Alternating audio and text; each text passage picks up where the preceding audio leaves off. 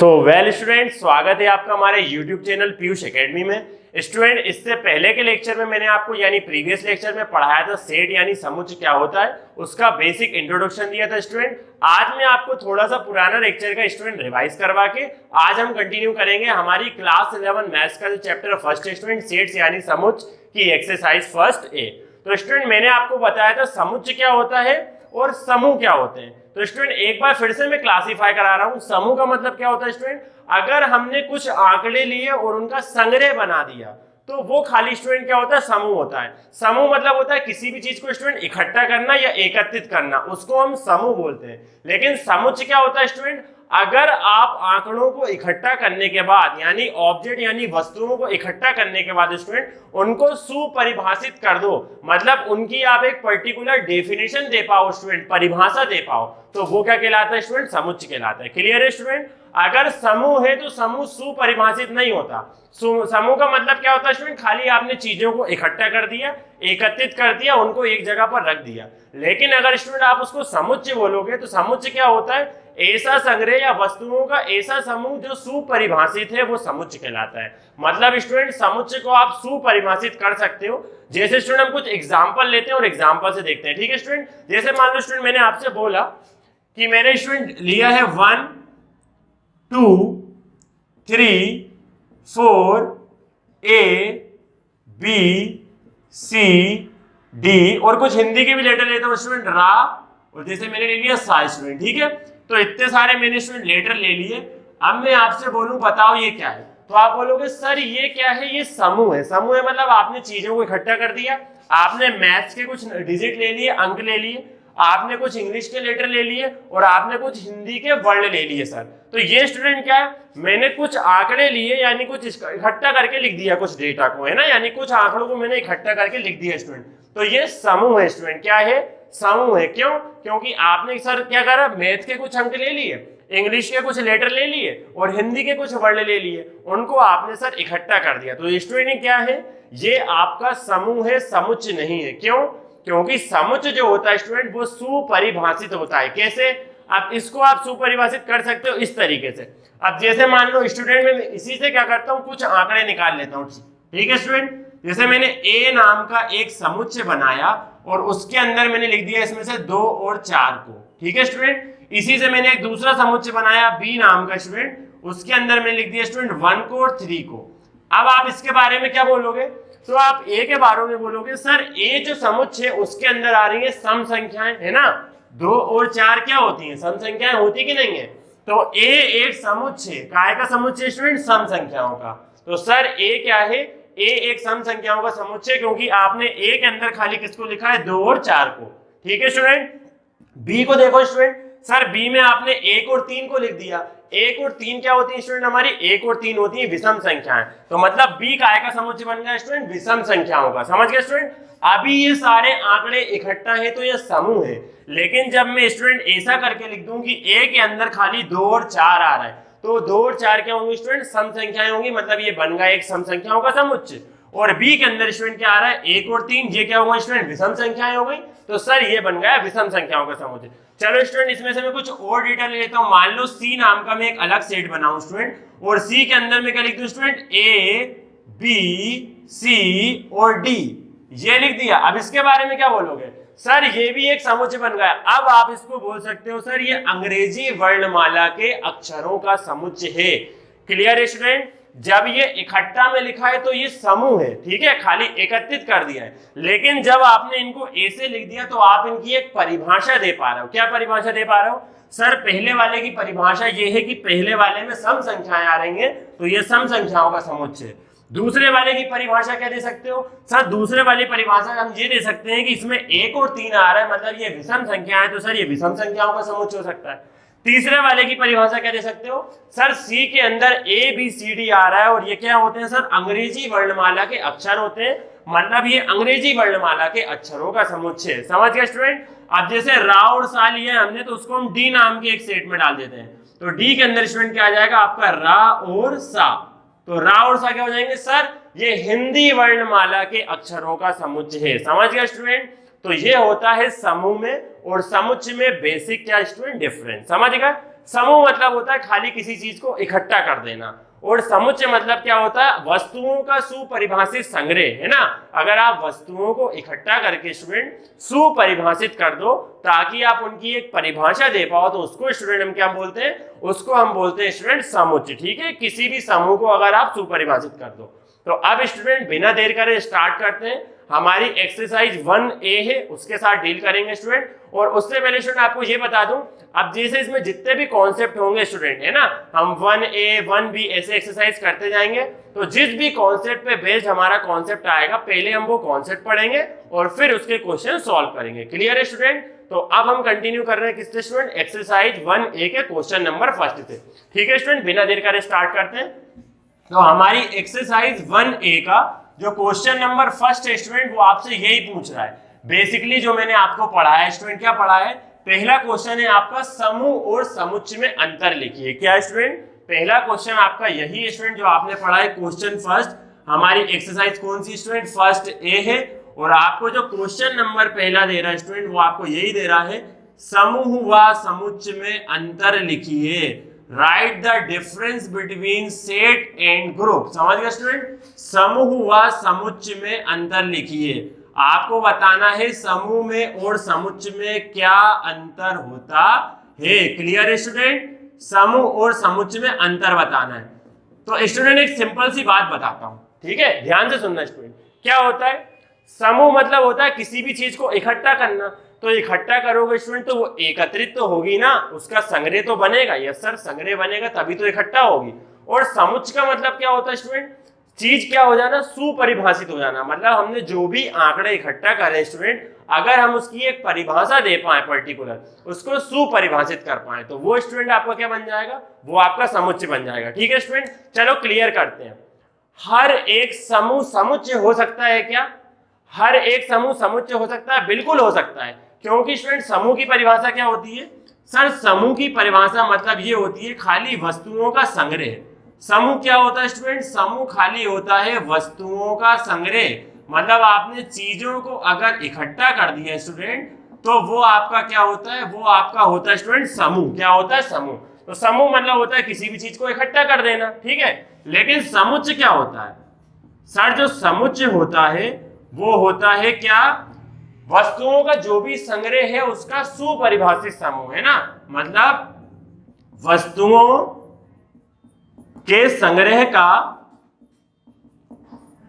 वस्तुओं के संग्रह का सुपरिभाषित क्या होना चाहिए स्टूडेंट, सुपरिभाषित समूह। वस्तुओं के संग्रह का सुपरिभाषित समूह क्या होता है स्टूडेंट, आपका समुच्चय होता है। समझ गए दोनों में डिफरेंस क्या है, दोनों में डिफरेंस ये है कि ऊपर खाली आपने बताया है समूह। समूह मतलब होता है किसी भी चीज का इकट्ठा होना। मतलब हमने स्टूडेंट अगर कलेक्ट कर दिया उसको, तो वो क्या होगा, समूह होगा। लेकिन समुच्चय में क्या होगा स्टूडेंट, एक उसकी पर्टिकुलर डेफिनेशन होगी, यानी परिभाषा होगी, वो वेल डिफाइन होगा। सुपरिभाषित वर्ड का मतलब क्या होता है स्टूडेंट, सुपरिभाषित वर्ड का मतलब होता है कि आप उसकी एक परिभाषा दे सकते हो। लेकिन यहाँ पर समूह का मतलब क्या होता है, हमने खाली वस्तुओं को संग्रहित कर दिया, उनको इकट्ठा कर दिया, तो उसकी आप कोई परिभाषा नहीं दे पाओगे। खाली आप ये बोल पाओगे सर ये एक प्रकार का संग्रह है, तो संग्रह है तो वो क्या होगा, समूह होगा। लेकिन अगर आप उसको सुपरिभाषित कर पाओ स्टूडेंट, तो वो क्या होगा, समुच्चय होगा। जैसे एग्जाम्पल के लिए बोलता हूँ स्टूडेंट, आर्मी में क्या होते हैं स्टूडेंट, सोल्जर्स होते हैं, हमारी सेना में सोल्जर्स होते हैं, सैनिक होते हैं।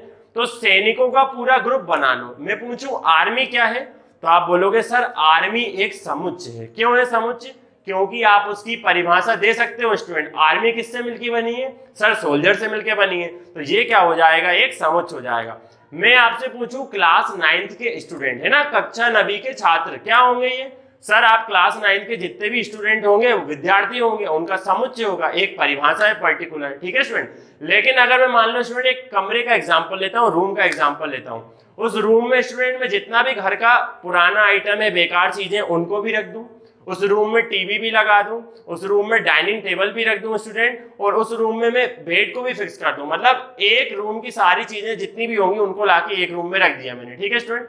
अब आप उसके बारे में कुछ बोल सकते हो, नहीं बोल सकते स्टूडेंट, क्योंकि वो अब संग्रह बन गया है, खाली कलेक्शन बन गया है। लेकिन अगर उन्हीं रूम को आप अलग अलग कर दो, जैसे एक बेडरूम होता है जहां पर हम सोते हैं, एक हमारा डाइनिंग रूम होता है ना स्टूडेंट, एक हमारा हॉल होता है जहां पर हम बैठते हैं। समझ गए स्टूडेंट? तो इस तरीके से अगर आप सबको अलग अलग कर दोगे तो वो सुपरिभाषित हो जाएगा। जैसे हमने एक ही परिभाषा दे दी, ये डाइनिंग रूम है सर, ये हॉल है, ये बेडरूम है, लेकिन अगर उन्हीं, ये स्टोर रूम है जहां पे घर के पुराने सामान या बेकार सामान रखें, लेकिन इसमें उन्हीं को लाके आप एक ही जगह रख दो तो आप कोई भी परिभाषा नहीं दे सकते। क्या बोलोगे उसको? डाइनिंग रूम बोलोगे, हॉल बोलोगे, क्या बोलोगे? नहीं बोल सकते। क्यों? क्योंकि वो समूह बन गया है। समझ गए स्टूडेंट? तो समूह का मतलब होता है खाली चीजों को इकट्ठा कर देना, और समुच्चय का मतलब क्या होता है? उनको सुपरिभाषित कर देना, मतलब इस तरीके से इकट्ठा कर देना कि आप उनको एक बारे में बता पाओ, उनकी कोई एक परिभाषा बता पाओ। और समुच्चय में जितने भी अवयव होते हैं या जितने भी चीजें होती हैं वो सारी एक जैसी होती हैं। कैसे? जैसे मैंने आपसे बोला स्टूडेंट सम संख्याओं का समुच्चय बनाओ, तो सम संख्याओं में स्टूडेंट 2, 4, 6, 8, 10 यही आ सकते हैं, 1, 3, 5, 7, 9 नहीं आ सकता। लेकिन अगर ऐसे ही मैं बोलूं विषम संख्याओं का समुच्चय बनाओ तो उनमें 1, 3, 5, 7, 9 यही आ सकता है, 2, 4, 6, 8 नहीं आ सकता। समझ गए स्टूडेंट? तो ये एक बेसिक डिफरेंस होता है। ठीक है, समुच्चय की जो होती है वो एक परिभाषा होती है और वो सुपरिभाषित होती है। तो हमारा पहला क्वेश्चन आप समझ ही गए होंगे क्या अंतर होता है समूह में और समुच्चय में। क्या अंतर स्टूडेंट होता है? स्टूडेंट सर समूह जो होता है वो वस्तुओं का संग्रह होता है, और जो समुच्चय होता है वो सर वस्तुओं का एक सुपरिभाषित संग्रह होता है। ठीक है, जैसे सर किसकी बात करें, इसका एक एग्जांपल दूं स्टूडेंट। जैसे मैं बोलूं विश्व में कितने महानतम व्यक्ति हैं, दुनिया में महान व्यक्ति कितने हैं, तो स्टूडेंट आपकी नजरों में कोई और महान व्यक्ति होगा दुनिया का, मेरी नजरों में कोई महान व्यक्ति और होगा। लेकिन अगर मैं बोलूं कि नोबेल प्राइज पाने वाले कितने लोग हैं दुनिया में, तो स्टूडेंट इसकी काउंटिंग करोगे तो चाहे मैं करूं चाहे आप करो, हम सबके लिए जो हम लिस्ट बनाएंगे वो कॉमन बनेगी। तो जो परिभाषा सबके लिए होती है स्टूडेंट वो क्या होती है? समुच्चय होती है, मतलब वो सबके लिए सुपरिभाषित है। चाहे आप बनाओ चाहे मैं बनाऊं, मैं आपसे बोलूं सम संख्याओं का समुच्चय बनाओ तो आप बनाओगे तब भी 2, 4, 6 आएगा, 2, 4, 6 आएगा, मैं बनाऊंगा तब भी 2, 4, 6 आएगा। लेकिन मैं बोलूं आपको मान लो कुछ पालतू जानवर पाल लें, तो मेरी नजर में पालतू जानवर कोई और होगा, मैं शेर को भी पाल सकता हूं, है ना स्टूडेंट, और आप कुत्ते को भी पाल सकते हो। ठीक है, तो इस चीज का समुच्चय नहीं बन सकता, लेकिन जिसकी परिभाषा कुछ पर्टिकुलर है, सुपरिभाषित परिभाषा है, वो समुच्चय बन सकता है। तो ये हो गया हमारे पहले क्वेश्चन का आंसर स्टूडेंट। ठीक है, चलो सेकंड क्वेश्चन की तरफ चलते हैं स्टूडेंट। हमसे क्या बोलता है? तो सेकंड क्वेश्चन आपसे बोलता है स्टूडेंट क्या करना है, आपको बताना है कि ये समुच्चय होंगे कि नहीं होंगे, है ना, पता लगाना है स्टूडेंट ये समुच्चय है कि नहीं है। तो क्वेश्चन नंबर सेकंड में स्टूडेंट आपके जो क्वेश्चन है उनमें आपको ये पता करना है कि जो चीजें आपको दी गई हैं वो समुच्चय है कि नहीं है, है ना, निम्नलिखित में से कौन से समुच्चय। ठीक है स्टूडेंट, ऐसा है क्वेश्चन का हेडिंग। तो आपका क्वेश्चन का हेडिंग क्या स्टूडेंट? निम्न में से कौन से समुच्चय हैं। तो मैं एक एक क्वेश्चन लिखता जाऊंगा स्टूडेंट और एक एक का आंसर रीजन के साथ आपको बताता जाऊंगा। निम्न में से कौन से समुच्चय हैं, मतलब इनमें से कौन सा समुच्चय होगा और कौन सा समुच्चय नहीं होगा। समझ गए स्टूडेंट? निम्न में से कौन से समुच्चय हैं। तो पहला स्टूडेंट जो आपका है, पहला आपको ये बोला है भारत के पूर्व राष्ट्रपतियों का समूह क्या होगा स्टूडेंट? भारत के पूर्व राष्ट्रपतियों का समूह समुच्चय है कि नहीं है? भारत के पूर्व राष्ट्रपतियों का समूह, मतलब भारत में जितने भी पहले लोग क्या रह चुके हैं स्टूडेंट? राष्ट्रपति रह चुके हैं। भारत के पूर्व राष्ट्रपतियों का समूह, अगर आप इसका समूह बनाओ तो ये समुच्चय है कि नहीं है। समझ गए स्टूडेंट? ये आपका क्वेश्चन नंबर फर्स्ट। भारत में अभी तक जितने भी लोग राष्ट्रपति रह चुके हैं उनका कलेक्शन समुच्चय है कि नहीं है, आपको बताना है। तो स्टूडेंट भारत में जितने लोग राष्ट्रपति रह गए, चाहे मैं उसका समुच्चय बनाऊं चाहे आप बनाओ, सब में आप यही लिखोगे स्टूडेंट, है ना। डॉक्टर राजेंद्र प्रसाद से लेके अभी तक जो है हमारे, ठीक है स्टूडेंट, रामनाथ कोविंद तक, सब कलेक्शन में आप भी वही लिखोगे, कलेक्शन में मैं भी वही लिखूंगा।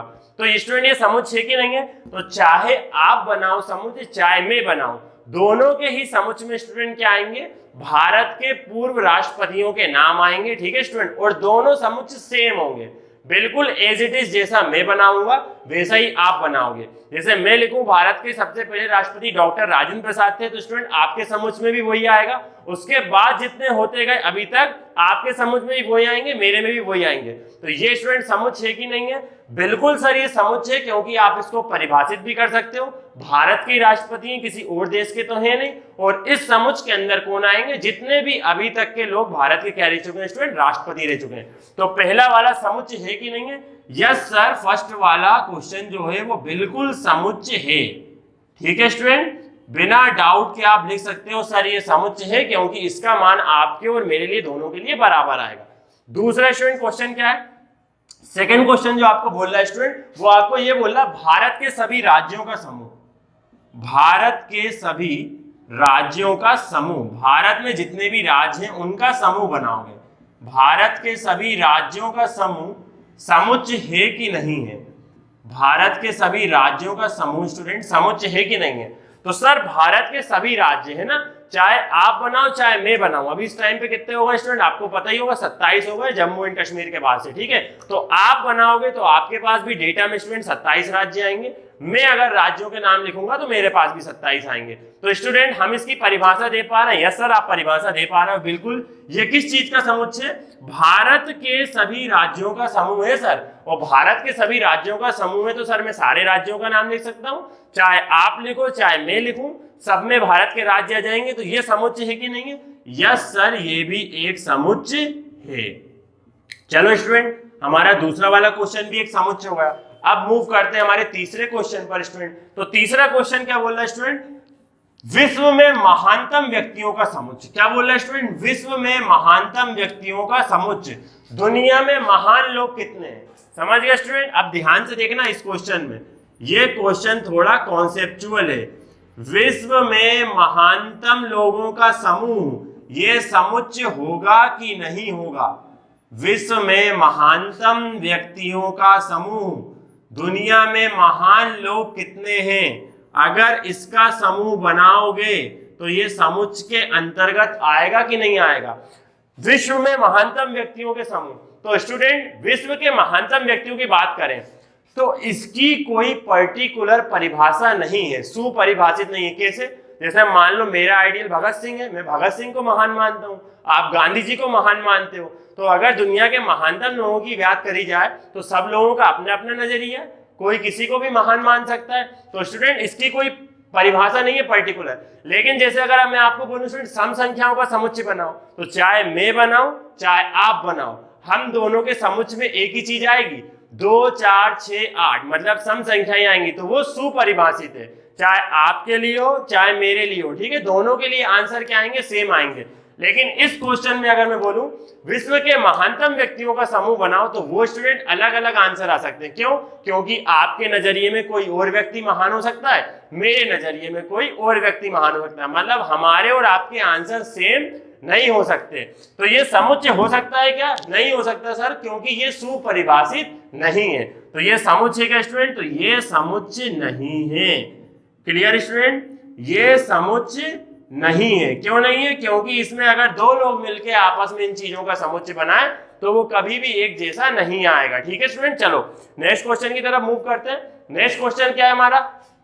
पालतू पशुओं का समूह है ना स्टूडेंट। फोर्थ क्वेश्चन जो हमसे बोल रहा है वो बोल रहा है स्टूडेंट जितने भी पेट एनिमल होते हैं, मतलब पालतू पशु होते हैं, उनका समूह समुच्चय में आएगा कि नहीं आएगा? पालतू पशुओं का समूह, पालतू पशुओं का समूह समुच्चय है कि नहीं है? पालतू पशुओं का समूह, पालतू पशुओं का समूह मतलब स्टूडेंट वो सारे जानवर जिन्हें हम पाल सकते हैं। क्लियर है? अब मान लो इसके अंदर कोई लिख देगा, जैसे मैं हूं, मैं लिख दूंगा मान लो स्टूडेंट कुत्ता पाल सकते हैं हम, मैंने लिख दिया कुत्ता, किसी और ने मैंने बिल्ली भी लिख दिया स्टूडेंट, बिल्ली भी पाल सकते हैं और चूहा भी पाल सकते हैं। ठीक है, और मैंने लिख दिया मुर्गा। ठीक है स्टूडेंट, ये मेरी नजर में क्या है? पालतू जानवर है, मैं इनको पाल सकता हूं। लेकिन मैं किसी और के नजरिए की बात करूं तो उसने स्टूडेंट शेर पाल लिया है ना, उसने चीता पाल लिया स्टूडेंट, शेर पाल लिया, चीता पाल लिया, बाघ पाल लिया और बंदर पाल लिया। अब बोलो स्टूडेंट, तो सर आपके लिए तो समुच्चय का मान ये है और उसके लिए समुच्चय का मान ये है, तो एक भी मैच हुआ क्या? नहीं सर, एक भी मैच नहीं हुआ। अब एक और एग्जांपल, मैं बोलूं सम संख्याओं का समुच्चय बनाओ, तो आप समुच्चय बनाओगे तो क्या लिखोगे सर? 2 4 6 8 और डेढ़ डेश। ये मैंने बनाया सम संख्याओं का समुच्चय। मैं आपसे बोलूं आप समुच्चय बनाओ सम संख्याओं का, स्टूडेंट तुम्हारा आंसर भी क्या आएगा सर 2 4 6 8 डिटेल्स। यहाँ पर आंसर क्या हो गए मैच हो गए। तो अगर हमारे और आपके आंसर सेम है तो मतलब वो चीज सुपरिभाषित है, वो समुच्चय है। लेकिन पहले वाले में आपके और मेरे आंसर मैच हुए क्या? नहीं हुए सर। तो पालतू पशुओं का जो समूह होता है वो समुच्चय नहीं हो सकता है, क्योंकि वो सुपरिभाषित नहीं है। अगर सुपरिभाषित होता तो आपका और मेरा आंसर क्या होता स्टूडेंट? सेम होता। ठीक है, आपकी नजर में कोई और पालतू पशु हो सकता है, मेरी नजर में कोई और हो सकता है, ऐसा हो सकता है। ठीक है स्टूडेंट, ये हो गया हमारा क्वेश्चन नंबर 4। चलिए बिना देर करे चलते हैं स्टूडेंट क्वेश्चन नंबर 5 पे। तो क्वेश्चन नंबर 5 क्या स्टूडेंट? ट्रिग्नोमेट्री में प्रयुक्त सभी अक्षरों का समूह। ट्रिग्नोमेट्री में जितने भी लेटर यूज होते हैं, जितने भी स्टूडेंट क्या होते हैं हमने यूज करी है चीजें, उनका समूह अगर हम बनाए, कौन से शब्द में? ट्रिग्नोमेट्री में। ठीक है स्टूडेंट, ट्रिग्नोमेट्री में जितनी भी चीजें यूज होती हैं, है ना, ट्रिग्नोमेट्री में यूज होने वाले सभी अक्षरों का समुच्चय। तो स्टूडेंट अगर आप ट्रिग्नोमेट्री का समुच्चय बनाओगे तो इसके बारे में क्या बोलोगे? सर ये सभी के सभी हमारी अंग्रेजी वर्णमाला के लेटरों का समुच्चय है, यानी कि वर्णों का समुच्चय है। तो बताओ स्टूडेंट ट्रिग्नोमेट्री की आप परिभाषा दे पाए कि नहीं दे पाए? यस सर, हमने परिभाषा दे दी। ये अंग्रेजी वर्णमाला के अक्षरों का समुच्चय है। ठीक है स्टूडेंट, तो बन गया समुच्चय, सुपरिभाषित हो गया कि नहीं हो गया? यस सर, ये बिल्कुल सुपरिभाषित हो गया। समझ गया स्टूडेंट? तो ये क्या है सर? ये अंग्रेजी वर्णमाला के किसका समुच्चय? अक्षरों का समुच्चय है। तो समुच्चय है कि नहीं है? यस सर, बिल्कुल आप ही तो बोल रहे हो अंग्रेजी वर्णमाला के अक्षरों का समुच्चय है, तो ये भी समुच्चय है। क्लियर है स्टूडेंट? तो ये हो गया हमारा क्वेश्चन नंबर 2, जिसमें हमें क्लासीफाई करना था स्टूडेंट, मतलब बताना था कि ये समुच्चय है कि नहीं है। क्लियर है स्टूडेंट? चलिए अब हम आगे बढ़ते हैं हमारे नेक्स्ट क्वेश्चन से स्टूडेंट, क्वेश्चन नंबर 3 से। तो क्वेश्चन नंबर 3 में स्टूडेंट आपको क्या डिफाइन करना है? क्वेश्चन नंबर 3 में आपको स्टूडेंट एक डेटा देके रखा है -4, -3, -2 1 से, और आपसे पूछता है स्टूडेंट बताओ ये इस समुच्चय का अवयव है कि नहीं है। ठीक है स्टूडेंट, तो मैं सबसे पहले वो सेट बना लेता हूं जो दिया है।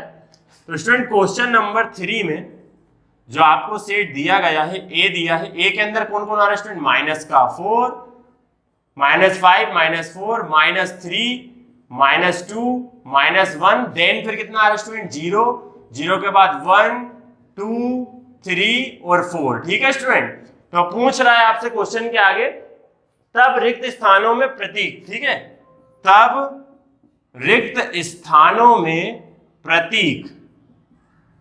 तो बताओ तब आप रिक्त स्थानों में क्या प्रयुक्त करोगे, क्या प्रतीक यूज करोगे? तो रिक्त स्थानों में कौन सा प्रतीक लगाओगे, ये वाला कि ये वाला?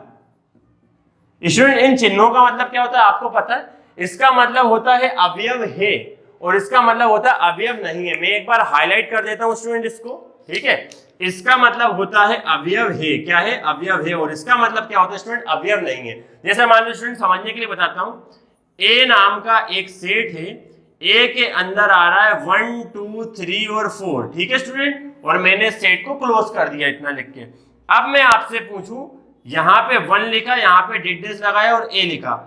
अब मैं पूछूं 1 ए का अवयव है कि नहीं है, मतलब 1 ए में आ रहा है कि नहीं आ रहा है? तो स्टूडेंट ये होता है आने का साइन और ये होता है नहीं आने का साइन। मतलब इसका मतलब होता है ये इसका अवयव है, और अगर नहीं होगा तो अवयव नहीं है। तो ये होता है अवयव होने का साइन, ये होता है अवयव नहीं होने का साइन।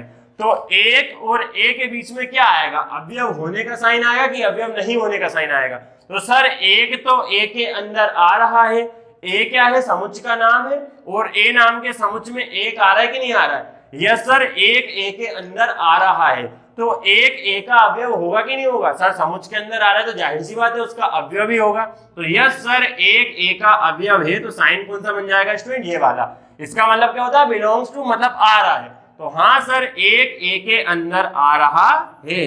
अब मैं दूसरा क्वेश्चन दे दूं स्टूडेंट, 5 डेट लगा दूं ए, 5 ए के अंदर आ रहा है कि नहीं आ रहा है? सर ए नाम के सेट में तो खाली 4 चीजें, 1 2 3 और 4, 5 है कि नहीं है? सर 5 ए का अवयव नहीं है, मतलब ए नाम के समुच्चय के अंदर 5 नहीं आ रहा है। तो देखो स्टूडेंट, समुच्चय में 5 आया क्या?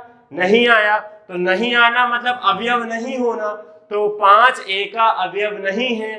अवयव नहीं होने के लिए क्या साइन लगाते हैं सर, होने का साइन लिख के उसको काट देते हैं तो बन जाता है नहीं होने का साइन। तो ये क्या बता रहा है 5a का अवयव नहीं है, और ये क्या बता रहा है कि 1a का अवयव है। आ गई बात समझ में स्टूडेंट? तो इस क्वेश्चन में हमें इन्हीं प्रतीकों का यूज करना है, बताना है जो भी चीज दी गई है वो इस सेट के अवयव है, यानी समुच्चय ए के अवयव है कि नहीं है। क्लियर है स्टूडेंट? चलो स्टार्ट करते हैं बिना देर करे स्टूडेंट। मैं सारे क्वेश्चन लिख देता हूं, फिर हम क्या करते हैं स्टूडेंट, उनमें आपको आंसर खुद बताने हैं स्टूडेंट। क्या आएगा, बिलोंग्स टू का आएगा कि नहीं आएगा, मतलब अवयव होने का आएगा कि अवयव नहीं होने का आएगा। तो पहला क्वेश्चन क्या हमारा स्टूडेंट बोल रहा है 5a के अंदर आएगा कि नहीं आएगा, है ना। दूसरा क्वेश्चन क्या बोला स्टूडेंट हमसे 0a के अंदर आएगा कि नहीं आएगा, ठीक है स्टूडेंट। तीसरा क्वेश्चन क्या है आपका, तीसरा बोल रहा है स्टूडेंट माइनस का 10 a के अंदर बिलोंग कर रहा है कि नहीं कर रहा है, माइनस का 10 a में आएगा कि नहीं आएगा। और फोर्थ क्वेश्चन क्या स्टूडेंट आपका, फोर्थ है 1/2 यानी 1/2 a में आएगा कि नहीं आएगा। और पांचवा है स्टूडेंट आपका माइनस का 3, क्या है माइनस का 3 a के अंदर आएगा कि नहीं आएगा। क्लियर है स्टूडेंट?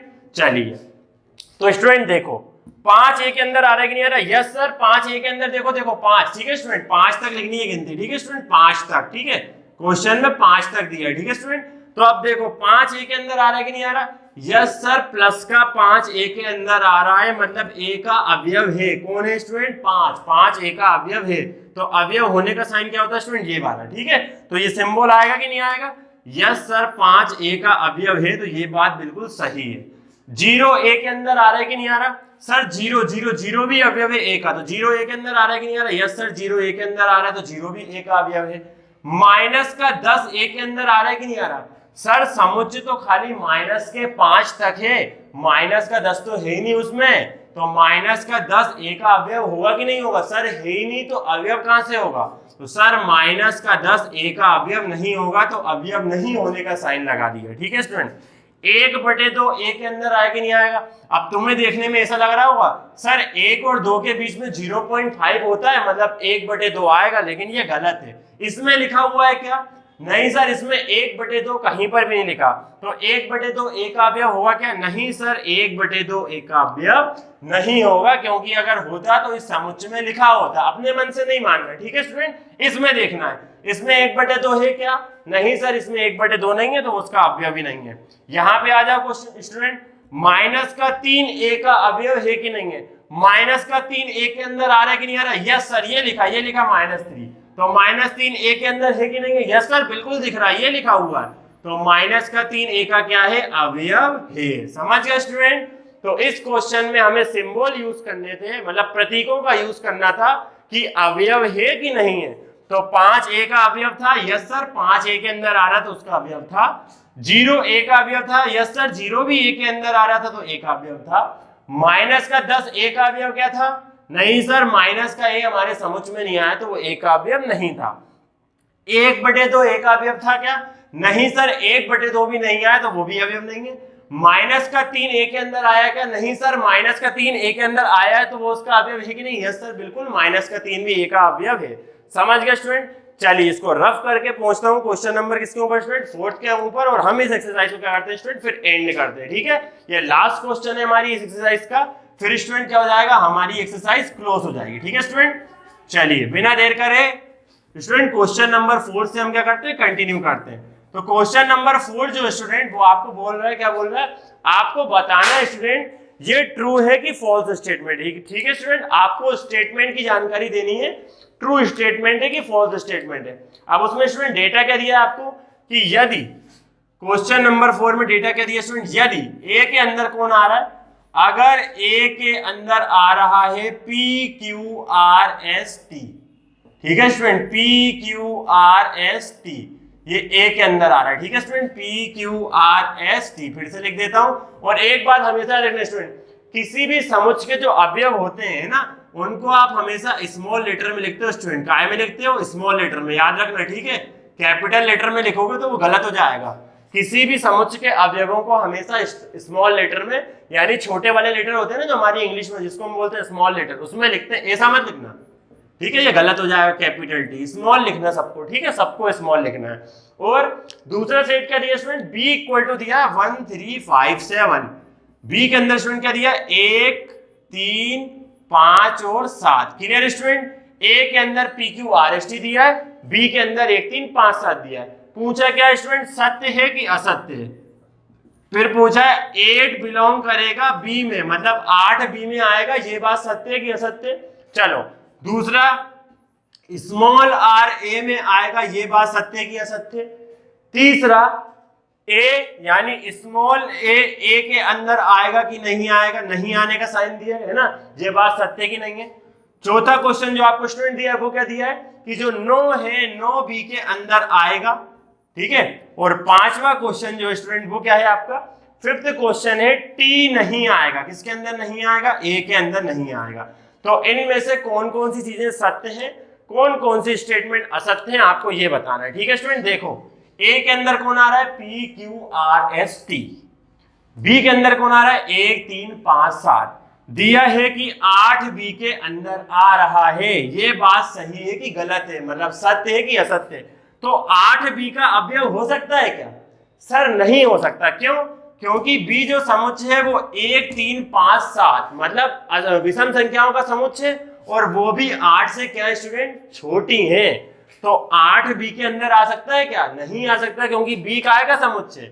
सर बी तो विषम संख्याओं का समुच्चय और 8 क्या है सम संख्या, तो विषम संख्याओं के समुच्चय में सम संख्या आ सकती है क्या, तो 8 बी के अंदर आ सकता है, मतलब 8 बी का अवयव हो सकता है। सर बिल्कुल नहीं हो सकता, ये बात बिल्कुल गलत है, असत्य है। समझ गए स्टूडेंट, क्योंकि बी जो समुच्चय है वो काय का है विषम संख्याओं का, और 8 क्या है सम संख्या, तो 8 कभी भी बी का अवयव नहीं हो सकता, तो ये असत्य है। स्मॉल आर ए का अवयव है, स्मॉल आर दिख रहा है सर, ए के अंदर आ रहा है कि नहीं आ रहा, बिल्कुल आ रहा है सर। तो स्मॉल आर ए का अवयव है कि नहीं है, बिल्कुल है सर। तो ये बात सत्य है कि असत्य है, बिल्कुल सर 100% सत्य है, डेफिनेटली ट्रू है कि स्मॉल आर ए का अवयव है। स्टूडेंट यहाँ पे बोला स्मॉल ए का अवयव नहीं है, मतलब स्मॉल ए छोटा ए कैपिटल ए यानी बड़े ए में नहीं आ रहा है। तो स्मॉल ए दिख रहा है क्या, नहीं दिख रहा सर। तो स्मॉल ए कैपिटल ए में आ रहा है क्या, नहीं आ रहा, और यही तो लिखा है उसने स्मॉल ए कैपिटल ए नाम के समुच्चय में नहीं आ रहा। तो सत्य होगा कि असत्य होगा, सर बिल्कुल सत्य है, उसने यही बोला है स्मॉल ए कैपिटल ए में नहीं आ रहा है। हाँ सर यहाँ पे दिया भी नहीं है, और अगर दिया होता तो असत्य हो जाता। तो स्मॉल ए कैपिटल ए का अवयव नहीं है, तो ये बात सही है sir, small A capital A का अवयव नहीं है, सत्य है। नो आएगा बी के अंदर। अब स्टूडेंट अगर नो बी के अंदर आएगा तो यहाँ पे अगर डेट डेस लगाओ, स्टूडेंट क्या लगाओ, डेट डेस लगाओ, तो ये बात क्या होगी आपकी सत्य होगी। लेकिन अगर 1 3 5 7 की लगाओ, ठीक है स्टूडेंट, जैसे इस क्वेश्चन में चेंज कर दूं, अगर मैं इसके आगे ऐसा डेट डेस लगा दूं स्टूडेंट, तो 7 के बाद डेस लगाए मतलब अगली संख्या कौन आएगी, नो, तब ये स्टेटमेंट क्या हो जाएगा स्टूडेंट, सत्य हो जाएगा। लेकिन अगर मैं इसको यहीं तक 7 तक लिख के क्लोज कर दूं ब्रैकेट को, तब ये चीज क्या हो जाएगी, गलत हो जाएगी। समझ गए स्टूडेंट। तो अगर मैं खाली 7 तक लिखूं तो ये क्या होगा, असत्य होगा। लेकिन अगर इसको आगे तक बढ़ा दूं तो क्या हो जाएगा स्टूडेंट, ये सत्य हो जाएगा, ठीक है। क्योंकि डेस लगा है मतलब 7 के आगे भी संख्या है, तो 7 के आगे कौन आएगा, अगला नो आएगा, तब ये सत्य हो जाएगा, ठीक है स्टूडेंट। चलो आगे बढ़ो। बोल रहा है टी ए का अवयव नहीं है, मतलब टी ए में नहीं आ रहा। लेकिन यहां तो देखो टी ए के अंदर है कि नहीं है, सर है। तो ये बात क्या होगा स्टूडेंट, गलत हो गई। इनने क्या लिखा है, टी ए के अंदर नहीं आ रहा है, मतलब टी ए का अवयव नहीं है। और यहाँ तो टी लिखा हुआ है ए के अंदर, मतलब सर टी ए का क्या है, अवयव है। तो ये बात क्या होगा स्टूडेंट, असत्य हो गई, मतलब गलत हो गई। समझ गए स्टूडेंट। यहाँ पर लिखा हुआ है टी ए का अवयव नहीं है, लेकिन एक्चुअल में क्या है स्टूडेंट, टी ए का अवयव है। देखो टी ए के अंदर आया था कि नहीं आया था, यस सर टी ए के समुच्चय के अंदर था, और यहाँ पे लिखा है टी ए के अंदर नहीं आ रहा, उसका अवयव नहीं है। तो ये क्या होगा स्टूडेंट, असत्य होगा, ठीक है स्टूडेंट। तो ये हमारी एक्सरसाइज जो 1A है स्टूडेंट, वो पूरे तरीके से क्या हो गई है स्टूडेंट, कंप्लीट हो गई है। हमने बेसिक लेक्चर जो हमारा पुराना था वो भी थोड़ा रिवाइज कर लिया, और 1A एक्सरसाइज में जितने भी क्वेश्चन थे हमारे वो हमने कंप्लीट कर लिए, ठीक है स्टूडेंट। चैनल को लाइक करना और सब्सक्राइब करना ना भूलें स्टूडेंट, और वीडियो को लाइक कर देना, आपको पता है आपके लिए बहुत मेहनत करना पड़ती है, ठीक है student. Thank you, have a nice day.